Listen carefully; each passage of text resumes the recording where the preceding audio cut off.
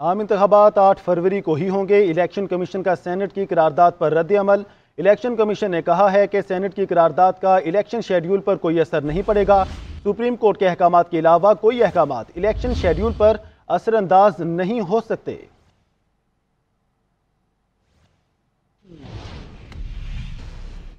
Supreme court نے سیاستدانوں کی تاحیات نااہلی کی مدت کے تعین سے متعلق کیس کا محفوظ فیصلہ کر لیا۔ چیف جسٹس قاضی فائز عیسیٰ نے ریمارکس دیے کہ پورے ملک کو تباہ کرنے والا 5 سال بعد اہل ہو جاتا ہے۔ صرف کاغذات نامزدگی میں غلطی ہو جائے تو تاحیات نااہل۔ پاکستان کی عوام کا کسی کو خیال نہیں۔ ایک جنرل نے 62(1)F کی شک ڈالی، ہم سب پابند ہو گئے۔ کیا کہیں اور سیاستدانوں کے لیے ایسا سخت ٹیسٹ ہوتا ہے؟ تاحیات نااہلی کیس چیف جسٹس کی سربراہی میں 7 رکنی بینچ نے کیس کی سماعت کی۔ جسٹس منصور علی شاہ نے استفسار کیا کہ کیا قانون سازی سے ڈکلریشن پر نااہلی کی مدت متعین کی جا سکتی ہے۔ جہانگیر ترین کے وکیل مخدوم علی خان نے کہا کہ آئین میں کورٹ آف لاء کی بات ہے، جس میں سول اور کرمنل دونوں عدالتیں آتی ہیں۔ چیف جسٹس نے ریمارکس دیے کہ ہم پاکستان کی تاریخ کو بھول نہیں سکتے۔ پورے ملک کو تباہ کرنے والا 5 سال بعد اہل ہو جاتا ہے۔